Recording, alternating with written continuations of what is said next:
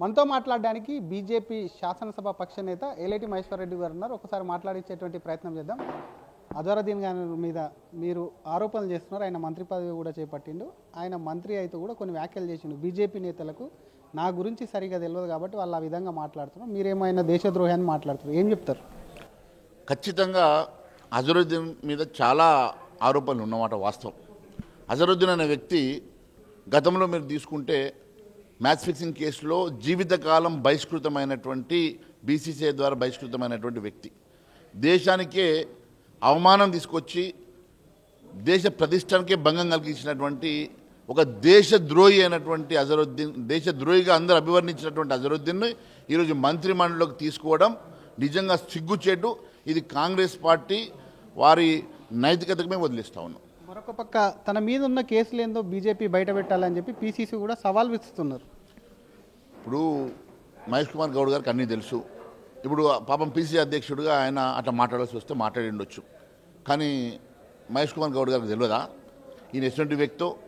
ఈయన మీద బీసీసీఐ జీవితకాలం బ్యాన్ విధించిన రోజు యావత్ దేశ ప్రజలు ఈయన దేశద్రోహి అన్న రోజు 2009లో మళ్ళీ ఈయనను యూపీలో కాంగ్రెస్ పార్టీ హక్కును చేర్చుకొని యూపీలో ఎంపీ చేసి తర్వాత ఈరోజు ఇక్కడ ఎమ్మెల్యే కాకుండా ఎమ్మెల్సీ కాకుండా డైరెక్ట్గా మంత్రి పదవి ఇచ్చిందంటే ఇది కేవలం అసదుద్దీన్ ఓవైసీని మెప్పించడానికి, అసదుద్దీన్ ఓవైసీ కోసం ఈరోజు మంత్రి నేత కదా అజరుద్దీన్ అనేటోడు, కాంగ్రెస్ నేత కదా అజరుద్దీన్ అనే వ్యక్తి. కానీ కాంగ్రెస్ నడిపించేది ఎవరు? అసదుద్దీన్ ఓవైసీ కదా. ఈరోజు అసదుద్దీన్ ఓవైసీ మొన్నటి ఎన్నికల్లో టీఆర్ఎస్ వైపు ఉన్నప్పుడు అక్కడ ఇదే అజరుద్దీన్ మీద అభ్యర్థిని పెట్టినటువంటి వ్యక్తి ఈరోజు ఈ ఎన్నికల్లో నవీన్ యాదవ్ ఏ ఎంఐఎం తోటైతే గతంలో పోటీ చేసిండో ఆయన పెంపుడు వ్యక్తి అయినటువంటి నవీన్ యాదవ్ని గెలిపించుకోవడం కోసం కనీసం ఎంఐఎం అభ్యర్థులు కూడా నిలబెట్టలేదంటే ఎంతటి వాళ్ళిద్దరి మధ్యలో కాంగ్రెస్ ఎంఐఎం మధ్యలో ఎంతటి మ్యాచ్ ఫిక్సింగ్ ఉందో దీన్ని బట్టి స్పష్టమవుతున్నది.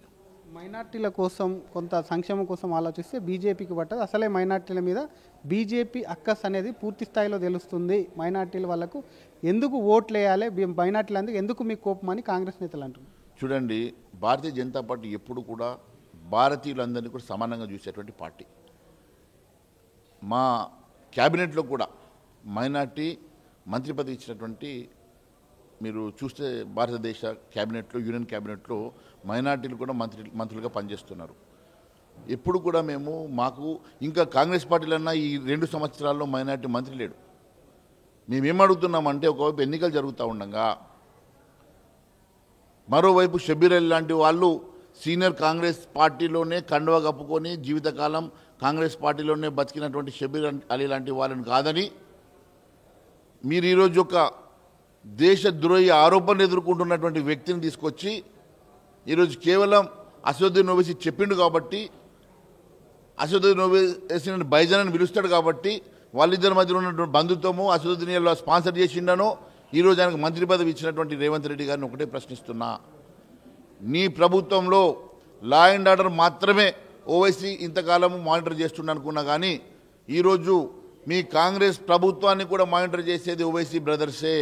ఖచ్చితంగా వాళ్ళు బయట షేర్వాణి వేసుకుంటే నీవు పాయింట్ లోపలనే షేర్వాణి వేసుకొని తిరుగుతున్నావు అని తెలియజేస్తున్నావు. Thank you sir. ఇది పార్టీలో సీనియర్గా ఉన్నటువంటి నేతలకు కాకుండా అది కూడా ఎన్నికల సమయంలో ఎందుకు అటు అజరుద్దీన్కు మంత్రి పదవి ఇచ్చారని ప్రశ్నిస్తుంది. డెఫినెట్గా కూడా దీని మీద బీజేపీ మైనార్టీల సంక్షేమం కోసం ఆలోచిస్తుంది కానీ కేవలం అజరుద్దీన్కి, ఎందుకంటే దేశద్రోహం కేసులు ఉన్నాయని ఆరోపణలు ఉన్నటువంటి వ్యక్తికి ఎందుకు ఇవ్వాల్సి వచ్చిందని ప్రశ్న. మరొక వైపు అసలు అసదుద్దీన్కు సంబంధించి ఓవైసీ బ్రదర్స్ ఇన్ని రోజులు కేవలము అటు లా అండ్ ఆర్డర్కి సంబంధించిన అంశాల తలదూరుస్తారు అనుకున్నాం కానీ ఇప్పుడు అర్థమవుతుంది సీఎంకు సంబంధించి పరిపాలనకు సంబంధించిన అంశాలన్నింటిలో వేలు పెడుతున్నారు. అందుకే వాళ్ళ పెంపుడు వ్యక్తి అయినటువంటి నవీన్ యాదవ్కు టికెట్ ఇచ్చారని బీజేపీ నేత ఏలేటి మహేశ్వర్ రెడ్డి ఫైర్ అవుతున్నారు. కెమెరామెన్ గజపతో శ్రీధర్, RTV, హైదరాబాద్. అసలైన తొలి వెలుగు. ఫాలో వాట్సాప్ @తొలి వెలుగు official.